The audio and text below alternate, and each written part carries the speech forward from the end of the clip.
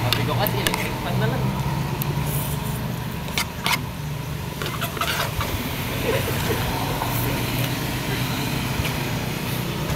Dalawa pa kumot nila. Iba sa taas, iba sa baba.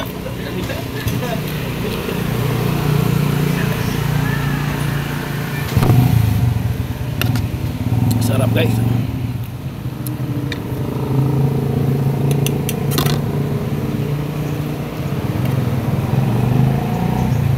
Dapat tandem kayo ni Pare Joseph sa pag-vlog eh. Oo.